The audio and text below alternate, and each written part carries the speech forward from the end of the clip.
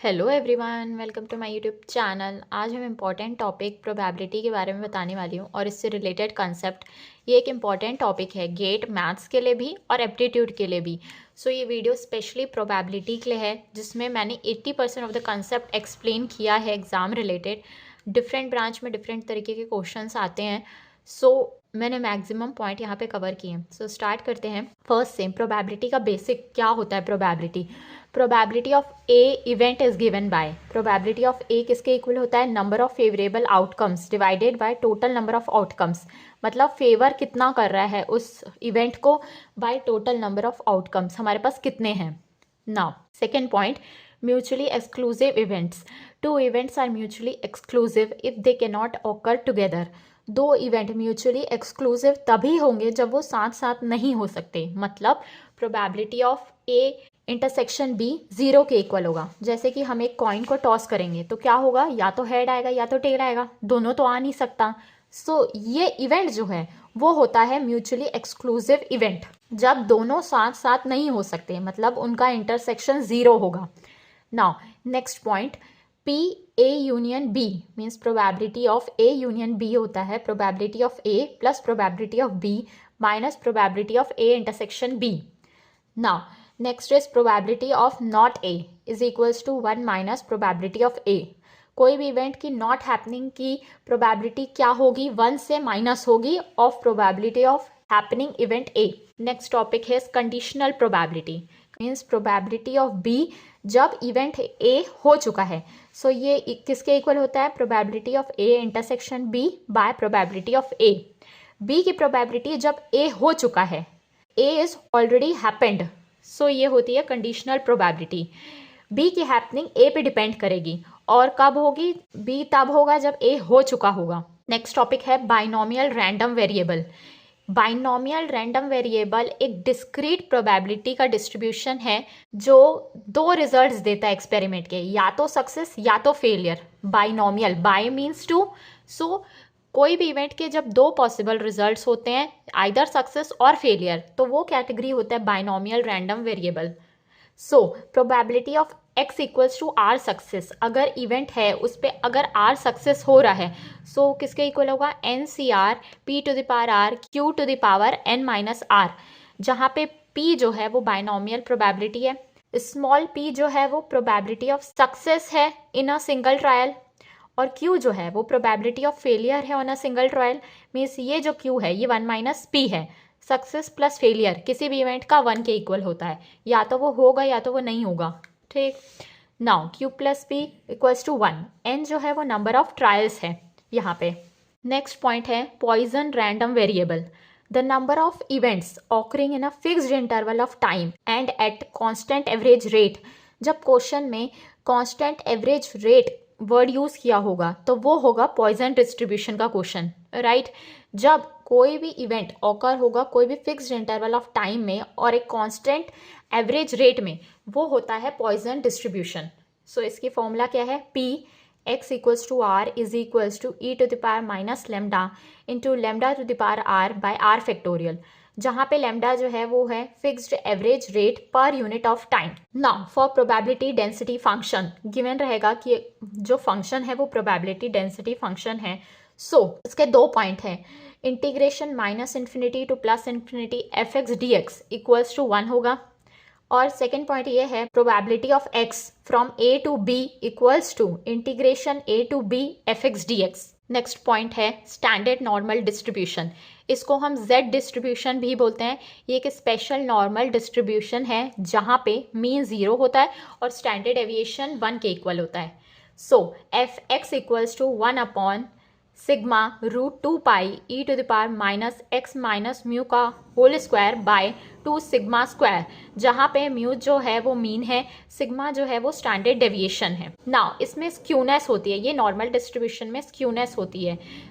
अगर कोई भी स्क्यूनेस नहीं है, mean equals to median is equals to mode होता है, और अगर जो नॉर्मल डिस्ट्रीब्यूशन है वो पॉजिटिवली स्क्यूड है, मीन सबसे ज़्यादा होता है, फिर मीडियन होता है, फिर मोड होता है। और अगर नॉर्मल डिस्ट्रीब्यूशन नेगेटिवली स्क्यूड है, मीन्स नेगेटिव साइड में है, सबसे बड़ा मोड होता है, उससे लेस मीडियन होता है, देन उससे लेस मीन होता है। सो ये एक बार पूछ भी चुका है इससे रिलेटेड मल्टीपल चॉइस क्वेश्चन, सो इसलिए मैंने यहाँ पे बता दिया है। इसको याद करने का सिंपल से प्रोसेस है, यहाँ पे नो स्क्यूनेस में सब इक्वल हैं, पॉजिटिव स्क्यूड में मीडियन, देखो मीडियन जो होता है वो मिडिल में ही रहता है दोनों में, राइट। और पॉजिटिव स्क्यूड में क्या होगा, मीन बड़ा होगा मोड से, और नेगेटिव स्क्यूड में मोड बड़ा होगा मीन से, और मीडियन बीच में ही रहेगा। नाउ डिफरेंट टाइप्स के क्वेश्चंस हैं यहाँ पे जो डिफरेंट एग्जाम में पूछ चुके हैं। सो स्टार्ट करते हैं फर्स्ट क्वेश्चन से। This is asked in 2016। x and y are two random independent events. It is known that probability of x equals to 0.4 and probability of x union y complement c is equals to 0.7. Which one of the following is the value of p x union y?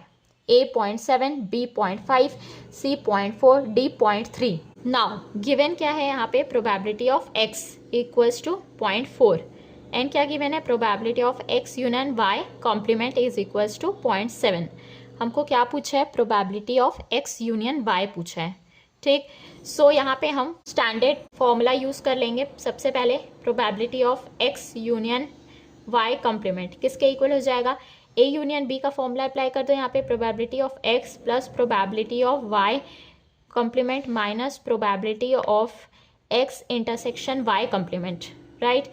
So probability of x क्या given है, 0.4, probability of y c, y complement c नहीं पता है हमारे को, सो ये हो जाएगा y complement c। Now given क्या है, जो x एंड y है इंडिपेंडेंट इवेंट है। सो इंडिपेंडेंट इवेंट में इंटरसेक्शन जो होता है वो अलग अलग हो जाता है, मतलब इसका मल्टीप्लिकेशन हो जाता है इंडिपेंडेंट इवेंट में।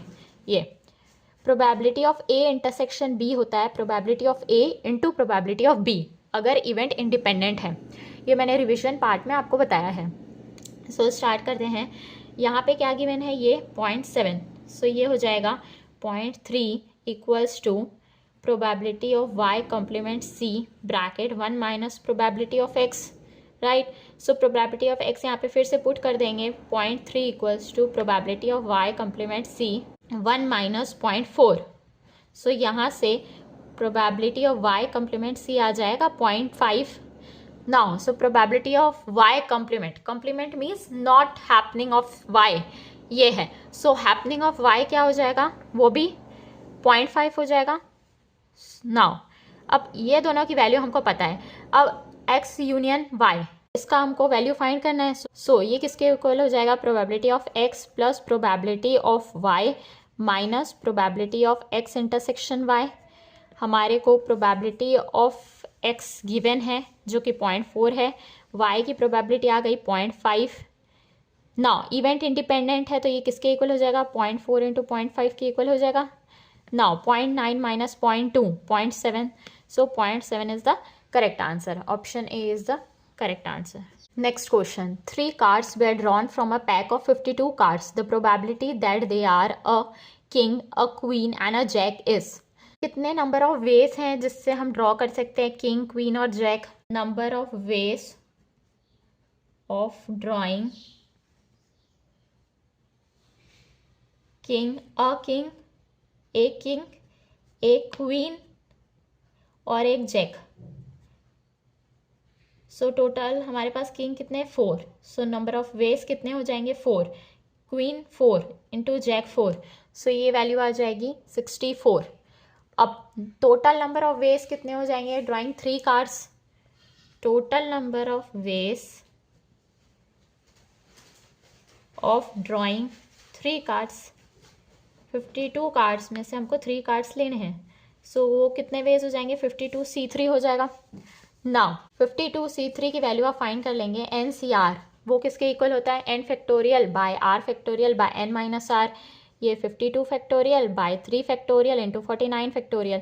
सो इसकी वैल्यू आ जाएगी 49 से 49 कैंसिल हो जाएगा, this will come out to be 22100। Now required probability, so required probability किसके इक्वल हो जाएगी, जितने हमारे पास फेवरेबल आउटकम है divided by total number of outcome. Favourable case कितने हैं, 64। नाउ टोटल आउटकम कितने हैं, 22100। So this will come out to be 16/5525। So option A is the correct answer. Next question, question number 3. 3 fair cubical dice are thrown simultaneously, the probability that all 3 dice have the same number on the faces showing up is up to 3 decimal place is dash. इस question को हमको correctly solve करना पड़ेगा क्योंकि ये fill in the blank question है, तो उसको थोड़ा सा ध्यान से आपको सॉल्व करना है. सो देखो 3 डाइज हैं. सो मैं आपको ट्रिक बता देती हूँ. कितने जो सैम्पल स्पेस होते हैं means total number of outcome जो होते हैं, जैसे अगर डाइज है तो अगर एक डाइस है तो उसके फेवरेबल आउटकम 1 रहेंगे, 6 टू द पावर 1. अगर 2 डाइस थ्रो करते हैं तो वो होता है 6 टू द पावर 2. अगर 3 डाइस थ्रो करते हैं तो सैम्पल स्पेस होता है 6 to the power 3. Means 1 dice का सैम्पल स्पेस 6 होगा, 2 डाइस का सैम्पल स्पेस 36 होगा और 3 डाइस का 216 होगा. इसी तरीके से कॉइन का भी रहता है. ठीक, अब यहाँ पे 3 डाइस हम थ्रो कर रहे हैं. ठीक, so total number of outcome, total number of outcomes means जो टोटल सैम्पल स्पेस है वो NS हो गई. वो किसके इक्वल हो गई, 6 इंटू 6 इंटू 6. सो ये हो जाएगा 216. Now favourable outcomes, favourable outcomes means same number आना चाहिए तीनों डाइस में. वो किसके इक्वल हो जाएगा, 1 1 1 आ जाए, या तो 2 2 2 आ जाए. वैसे ही 3 3 3 4 4 4 5 5 5 या तो 6 6 6. सो इस तरीके से वैल्यू आनी चाहिए. सो ये टोटल 6 फेवरेबल हो जाएंगे आउटकम्स. राइट, नाउ देयरफॉर ये हो जाएगा number of favourable outcome NE. So required probability will be equals to, required probability किसकी हो जाएगी, favourable outcome by total outcome, 6/216. So ये हो जाएगा 0.0218. सो इसका करेक्ट आंसर ये है 0.0218. Question: 2 coins are tossed simultaneously. The probability up to 2 decimal places accuracy of getting at least one head is dash. So 2 coins throw कर रहे हैं. So total number of outcomes क्या होंगे, 2 to the power 2 हो जाएंगे which is equals to 4. So आप इसको direct लिख भी सकते हैं. हेड होगा या तो टेल होगा, या तो टेल होगा या तो हेड होगा, या तो टेल टेल होगा या तो हेड हेड होगा. ठीक, 2 कॉइन्स हम थ्रो कर रहे हैं. सो आउटकम्स टोटल ये रहेंगे. Now probability of at least 1 head, minimum एक हेड आना चाहिए. सो ऐसे कितने केसेस हैं जिसमें एक हेड आ ही रहा है, 1 2 3. सो 3 टोटल नंबर ऑफ केस कितने हैं, 4. सो 3/4 विच इज इक्वल्स टू 0.75. सो ये हो जाएगा 0.75 is the answer. Next question. The probability that a communication system will have high fidelity is 0.81. The probability that the system will have both high fidelity and high selectivity is 0.18. The probability that a given system will have high fidelity, will have high selectivity is A 0.181, B 0.191, C 0.222, D 0.826. सो ये question क्या है, conditional probability का case है. कैसे पता चला, देखो given क्या है, हाई फिडेलिटी है, will have high selectivity means probability हमको हाई सिलेक्टिविटी की पूछ रहा है. गिवन है हमारे पास कि सिस्टम को हाई फिडेलिटी है. नाउ मान लेते हैं हम लेट FS जो है, let FNS be the events. मान लेते हैं ये इवेंट्स हैं respectively that communication system will have high fidelity and high selectivity है. ठीक, देन हमारे पास गिवन क्या है, probability of high fidelity 0.81 given है. Now both high fidelity and high selectivity means F intersection S ये किसके इक्वल है, 0.8. हमको पूछा क्या है, probability will have high selectivity given it will have high fidelity. ये हो जाएगा probability of S intersection F by probability of F. So ये हो जाएगा 0.18 by 0.81. So this will come out to be 0.222. So option C is the correct answer. Next question. There are 3 red socks, 4 green socks and 3 blue socks. You choose 2 socks. The probability that they are of the same color is dash. A 1/5, B 7/30, C 1/4, D 4/15. Same colour के socks होने चाहिए. ठीक, हमने 2 socks चुना है. यहाँ पे colour नहीं बोला है कौन से कलर का होना चाहिए, यहाँ पे बोल रहा है सेम कलर होना चाहिए. So required probability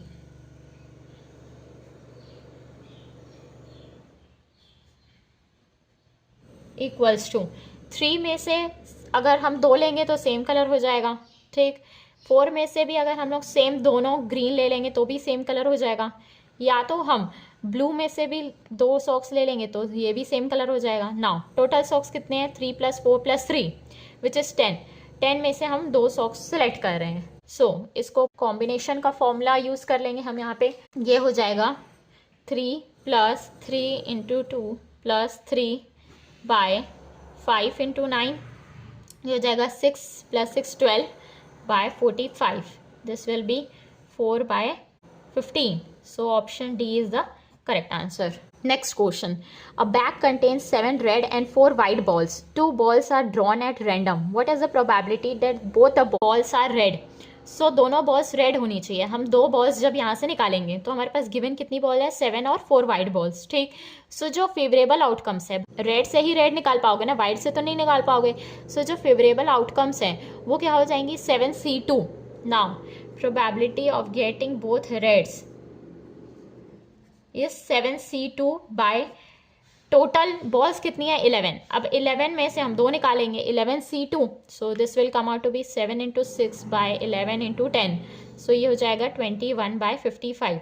so option B is the correct answer. अगर किसी को फॉर्मूला नहीं याद है कॉम्बिनेशन का तो मैं बता देती हूँ। NCR = n factorial / r factorial × n - r factorial.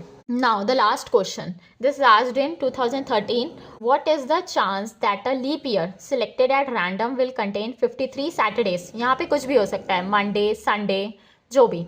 So first thing, number of days in a leap year. So number of days in leap year. Leap year में 366 days होते हैं. So this is 366. Now इसको हम ऐसे लिख सकते हैं 7 × 50 plus कितने डेज एक्स्ट्रा, 2 डेज, ये हो जाएगा 366 के इक्वल। ना 52 वीक्स होते हैं हमारे पास, 52 वीक्स एंड 2 एक्स्ट्रा डेज होते हैं, राइट। सो ये जो 52 वीक्स है इसमें हर डेज आएगा ही आएगा। सो उसकी प्रोबेबिलिटी कितनी हो गई, इक्वल हो गई। नाउ जो 2 डेज जो हमारे पास हैं वो एक्स्ट्रा हैं। सो ये जो 2 डेज हैं, ये 2 डेज कैन बी, या तो ये मंडे ट्यूसडे हो जाएंगे, या तो ट्यूसडे वेडनेसडे हो जाएंगे, या वेडनेसडे थर्सडे हो जाएंगे, या थर्सडे फ्राइडे हो जाएंगे, या फ्राइडे सैटरडे हो जाएंगे, या सैटरडे संडे हो जाएंगे, या संडे मंडे हो जाएंगे, राइट। सो ये कितने केस हो गए हमारे पास, 1 2 3 4 5 6 7, टोटल 7 केस है। अब 53 सैटरडेज मीन्स यहाँ से 52 वीक्स है, यहाँ पे 52 सैटरडे आ गए। अब हमारे को यहाँ से सैटरडे चाहिए, तो यहाँ पे कितने केस हैं सैटरडे के, एक ये केस है, एक ये केस है, 2 केस यहाँ पे है। So out of this 7 cases only this 2 case is the favourable case, right, for getting Saturday, ठीक। सो यहाँ से सैटरडे और यहाँ से सैटरडे ऐड हो जाएगा तो 53 सैटरडेज हो जाएंगे। सो required probability out of the 7 cases, favorable case is 2. So 2 / 7. So this is the correct answer. Option A. अगर 53 संडे भी पूछता है तो भी उसका आंसर 2 / 7 ही है। अगर आपको मेरा वीडियो पसंद आया तो प्लीज़ वीडियो को लाइक करें, मेरे चैनल को सब्सक्राइब करें। Thank you.